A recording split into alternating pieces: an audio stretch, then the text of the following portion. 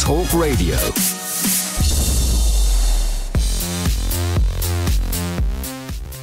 Welcome back to Talk Radio with me, Harriet Minter, here all the way through till 10 p.m. tonight.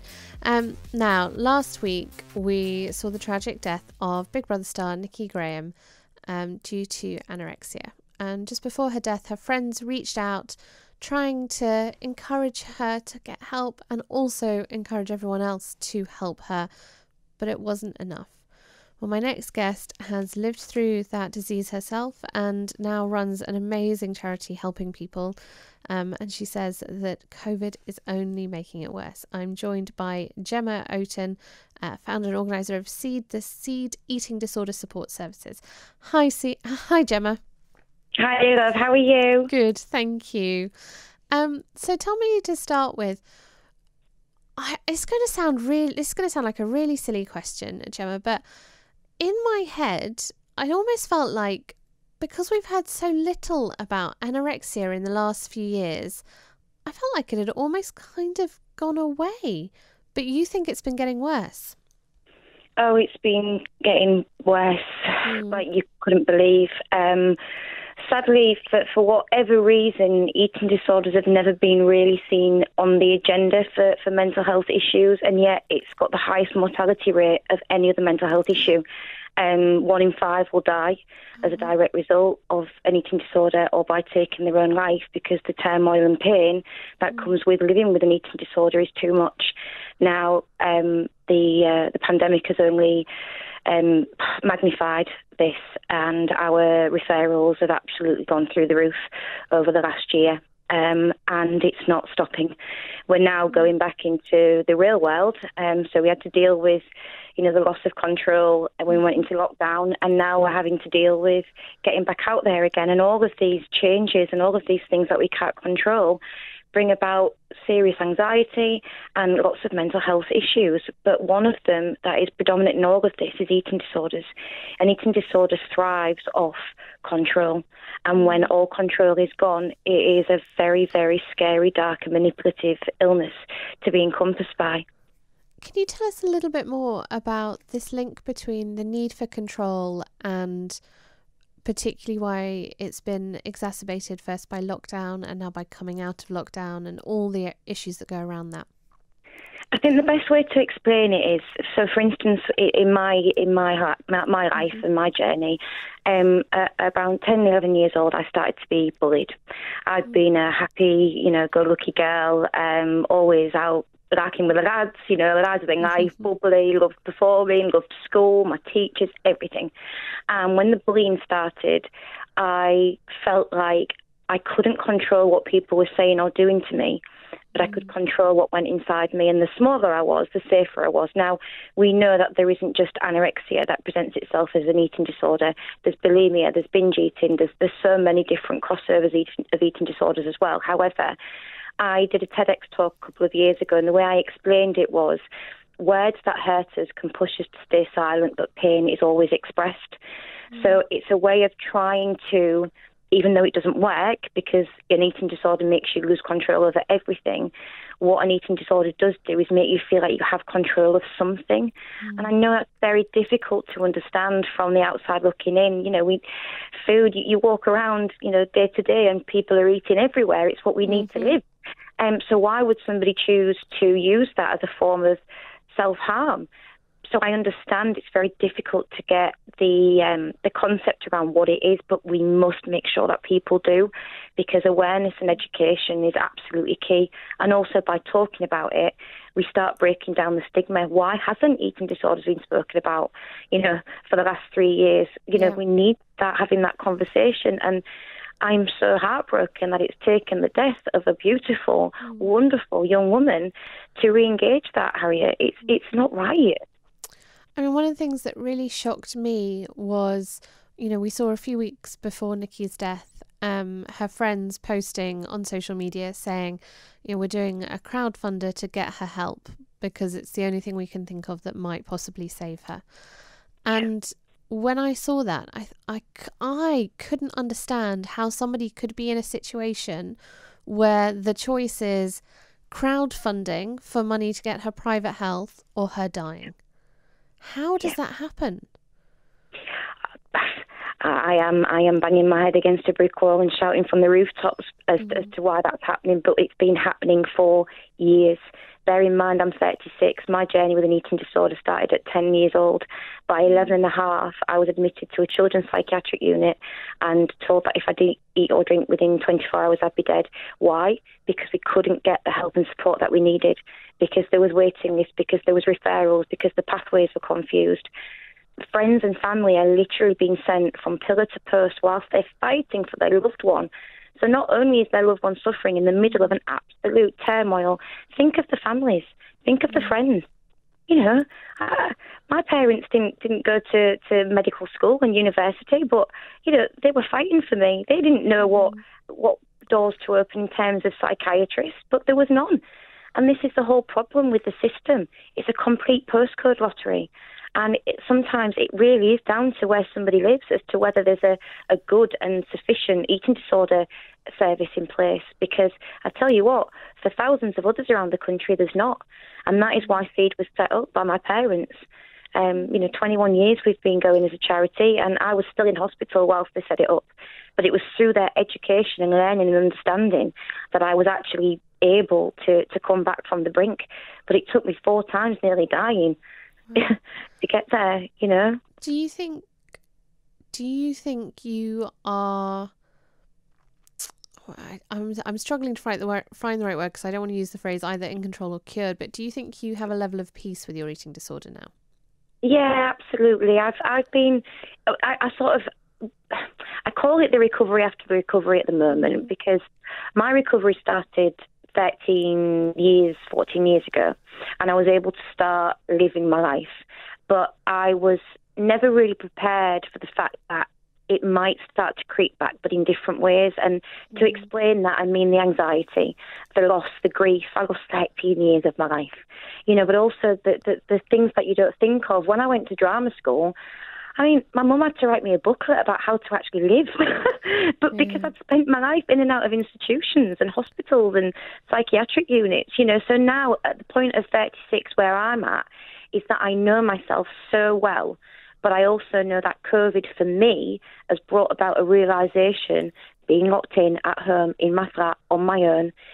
It's brought a realisation that there is a recovery after the recovery, and I don't mean that I've slipped back into the eating disorder, but what I have had to be really mindful of is that I know it's there, it's in the pocket, and if I don't address it, then that's the worst thing I can do. So I got in touch with my therapist and carried on seeing her on Zoom each week, because, you know, it's important, Harriet, and it's conversations like this where I know it's awful and it's tragic, but we have to make this normal, that talking is okay. And I listened to a little bit of what you were saying about oversharing and how, you know, that the funeral today was about, you know, the stiff upper lip and the strength but I think, unfortunately, like you say, we're in an age now where if people can't get the help that they need that's readily available because they can't get to a GP, because they can't see people in person, then it is so vital that people reach out to charities in the voluntary sector as they are doing. Because at the moment, as you know, there's a severe lack of partnership between the government, private sector and the voluntary sector. It is so disjointed. When people started talking a few months ago or a few weeks ago about Nikki's eating disorder, they shared pictures of her. Yeah. There was quite a backlash to that. Yeah. What do you think of it?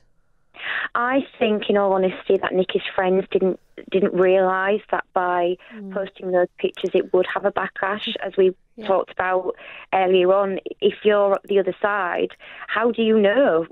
If you don't understand an eating disorder, why would you understand what a trigger was? So I think in their desperation, they just thought that by doing that would get the help that they needed to save their friend's life. So actually, I don't think I understand that there was a backlash, but I think it was done out of complete naivety. But it actually prompted a conversation as to why that's not helpful and can be a trigger.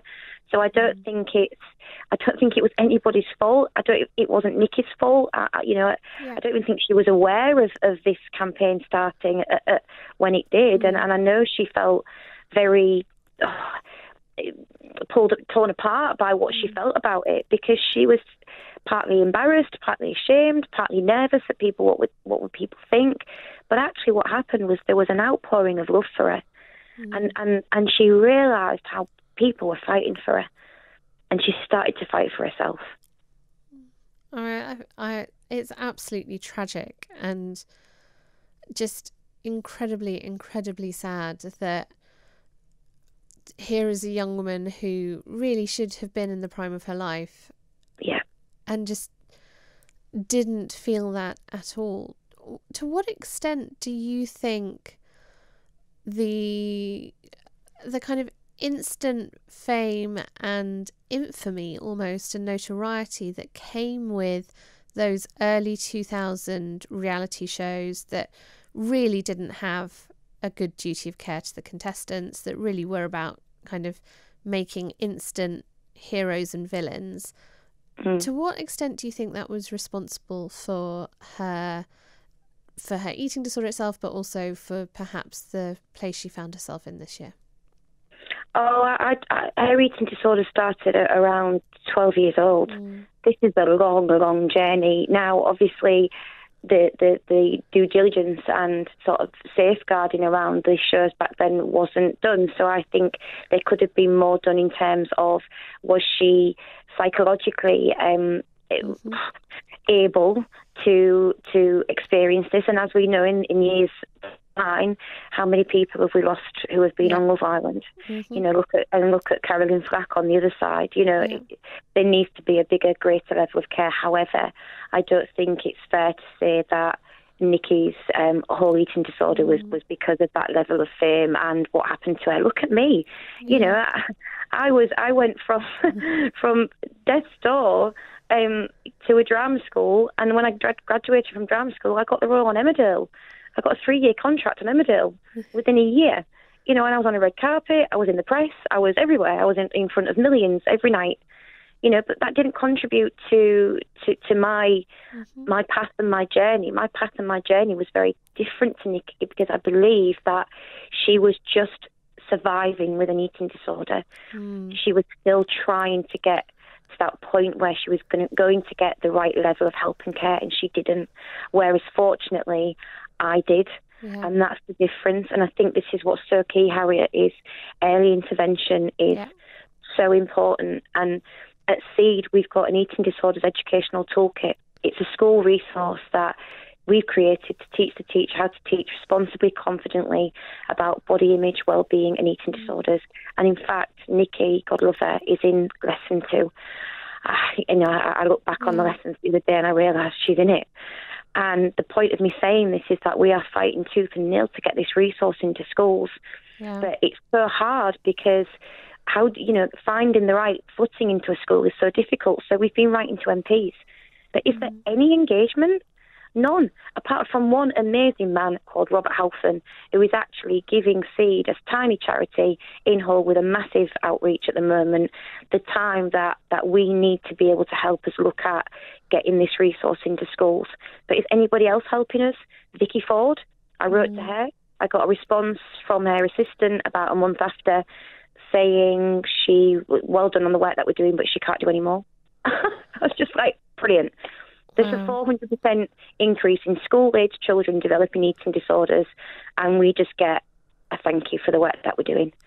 Why do you think people don't take it seriously? I haven't got an answer for that, Harriet, because when there's 1.6 million people in the UK alone suffering with an eating disorder, I cannot get my head around it. It's happening.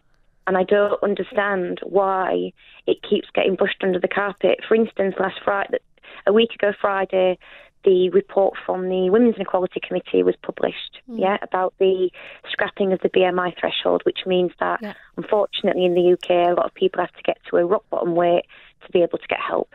But they asked for it to be reviewed, and they also asked for the government to review the obesity strategy and the governance around social media.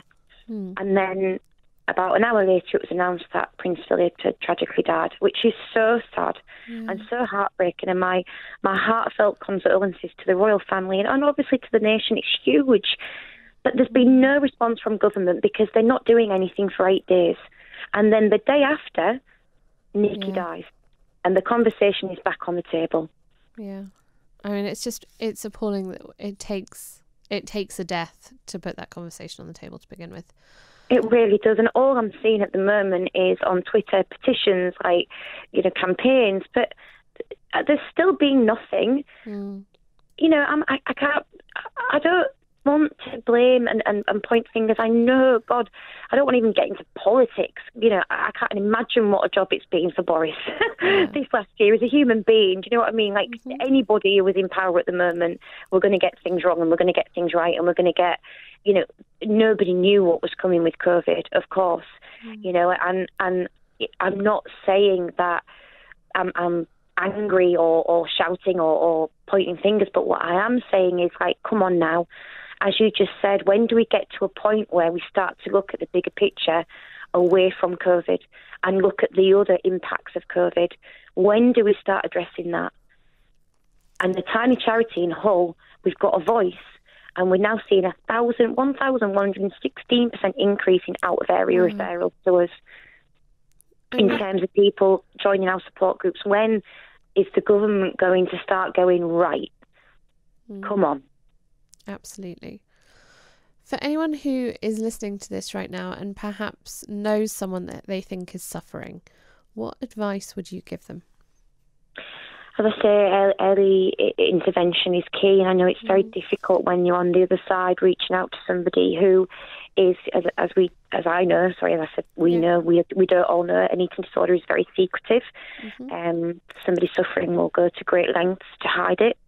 But I think one thing that we always pride ourselves on at SEED is saying that we treat the person, not the eating disorder. And by that I mean we speak with empathy and support as human beings, so we don't challenge. I think it's very important when you're broaching the subject with somebody to not talk about the food instantly, to not talk about the behaviours that they might be noticing, whether it be they're going to the toilet after meal times, or whether it be that they're seeing that they're pushing the food around and avoiding food and hiding food. It's about, let's say somebody's called Robert. Robert, you seem very different in yourself. You seem like you're not happy. You seem like you're withdrawing as a person, as my friend. What can I do? Well, how can I help you? And honestly, I know that sounds so simple, but it is so effective. And it's just that start of getting the trust back, and then you can start to broach about getting support and whether it would be an idea to try and get an appointment with a GP, depending on what level of medical risk somebody's at. But regardless of medical risk, I urge anybody to reach out and try and get help. And that's what SEED and many eating disorder charities around the UK are there for. We don't claim to be a clinical service, but we are there to give support and empathy through our lived experience. Mum and dad, co-founders, me, patron, now manager, our team of volunteers. We're here. Gemma, it has been so amazing talking to you. Thank you for all the incredible work you do to support people in this country. It is absolutely amazing, and you deserve all the support that you can get. And I really, really hope the government start to give it to you. Gemma Oaten, the actress and manager of the SEED Eating Disorder Support Services. If you do need help, if you have been affected by what you heard, please do reach out. You can contact SEED at seedeatingdisorders.org.uk. Or on 01482 718 130, and I will put those details on my Twitter at Harriet Minter. Coming up next, we are talking to the amazing Tez Ilyas about his new book, The Secret Diary of a British Muslim, aged 13 3/4. The Independent Republic of Mike Graham on Talk Graham on Talk.